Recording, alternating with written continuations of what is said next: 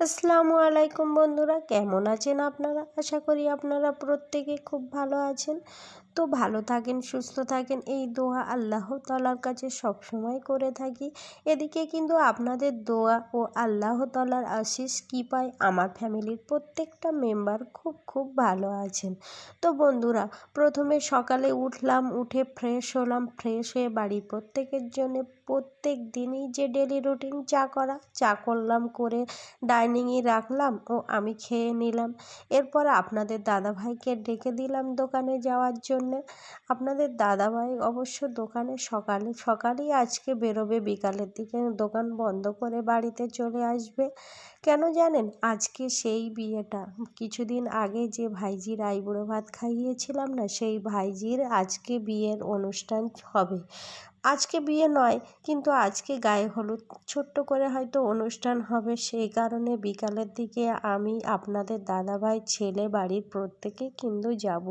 তাই জন্যে আজকে দুপুরবেলা একটু তাড়াতাড়ি রান্নাবান্না সেরে নেব। আমাদের বাড়ির থেকে একটু কাছেই, সেই জন্যে দুপুরবেলা খাওয়া দাওয়া করেই আমরা বেরোবো। বিকালের দিকে বা সন্ধ্যার দিকে গায়ে হলুদ মাখাতে আসবে। সেই একটা রিচুয়ালস আছে না, গায়ে হলুদ মাখাতে আসার সময় যে তত্ত্ব নিয়ে আসে, অনেক মেয়েরা আসে একসঙ্গে, তারাও কিন্তু সন্ধ্যাবেলা নাস্তা পানি করে ফিরবে, সেই জন্যে একটু তাড়াতাড়িই বেরোবো বাড়ির থেকে। গায়ে হলুদের অনুষ্ঠান বলে কথা, ভাইজির বিয়ে বলে কথা, খুব তাড়াতাড়ি না গেলে হয়? আপনারাই বলেন। তো দেখেন বন্ধুরা, এই যে কত সুন্দরভাবে হাত ভর্তি করে আমি মেহেদি পরলাম ভাইজির বিয়ের অনুষ্ঠানে। আর এদিকে কিন্তু বিয়েবাড়িতেও বিকালে চলে আসলাম, এসে মাত্রই দেখলাম যে হলুদ মাখানোর যে তত্ত্বগুলো, সেগুলো চলে আসলো ও গায়ে হলুদ মাখানোর জন্য সবাই চলে আসলো।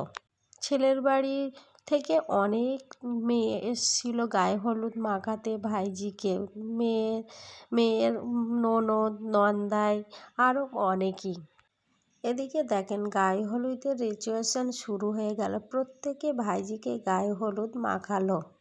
মাখিয়ে চলে যাওয়ার পরে আমাদের বাড়ির প্রত্যেকেই মাখালো। এরপরে নাচ গান শুরু হয়ে গেল। দেখেন ছোট্ট ছোট্ট কিউট বাচ্চারা কিভাবে নাচ করছিল, বা বাড়ির বড়রাও কিন্তু অনেক রকম নাচ গান করে অনুষ্ঠানটি সেরে নিয়েছিল।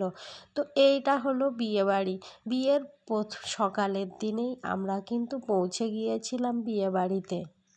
পরের দিন খুব সকাল সকাল উঠলাম, উঠে রেডি হয়েই আমরা বাড়ির প্রত্যেকে, আপনাদের দাদাভাই, ছেলে, আব্বা মা প্রত্যেকেই চলে গেলাম বিয়ে বাড়িতে। ব্যাস, খুব সাজুগুজুও কিন্তু করেছিলাম, ভাইজির বিয়ে বলে কথা। সেগুলো হয়তো আপনাদেরকে একটু দেখাতে পেরেছি কি জানি না। তো দেখেন, বিয়েবাড়ি আসা মাত্রই প্রথমে আমি কফি খেয়ে নিলাম, এরপর খেলাম পাকোড়া, তারপরে খেতে চলে আসলাম ফুচকা, আবার পাপড়ি চাট, অনেক রকমের এদিকে আইটেম করেছিল। আর এই গরমের মধ্যে সবথেকে ভালো লাগছিল এই ঠান্ডাটা, নানান রকম ফ্লেভারের এই ঠান্ডা পুদিনা পাতাটা সবথেকে যেন আমার টেস্টফুল লেগেছিল। আর আমি এই গরমের মধ্যে সবথেকে এই ঠান্ডাটাই বেশি খেয়ে নিয়েছিলাম, প্রায় 5 থেকে 6 গ্লাস। এদিকে আমার অ্যালার্জির সমস্যা আছে, কিন্তু তার সত্ত্বেও যেন গরমে এটাই আমার বেশি ভালো লাগছিল আর বেশি বেশি খাচ্ছিলাম। তো দেখেন, এরপর বর চলে আসলো, আমরা সবাই বর দেখতে ছুটে চলে আসলাম। এদিকে এক সাইডে কনে বসেছে, এক সাইডে বর বসেছে। তা বরের এখানে ফটোশ্যুট চলছিল, তাই বর সানগ্লাস পরেই ফটোশ্যুট করছিল। তো এরপরে মেয়ের এখানেও ফটোশ্যুট করতে চলে আসলো, আমরা খাওয়া দাওয়া করতে গেলাম। খাওয়া দাওয়া করে এসেই দেখছি এদিকে ভাইজির ফটোশ্যুট চলছে, বিয়ের অনুষ্ঠানটা তো হয়েই গেছিলো। তারপরে ভাইজি এবারে শ্বশুরবাড়ি যাওয়ার পালা, কিছুক্ষণের মধ্যেই বার হয়ে গেল। অনেক কান্নাকাটি করছিল শ্বশুরবাড়ি যাওয়ার সময়। আপনারা অবশ্যই আমার ভাইজির জন্য একটু দোয়া করবেন, যেন সুখে শান্তিতে সংসার করতে পারে সেখানে গিয়ে। এরপর মেয়েকে গাড়িতে তুলে দিয়ে দাদা ভাবি প্রচণ্ড কান্নাকাটি করছিল। তো আপনাদের প্রত্যেককে জানাই আল্লাহ হাফেজ।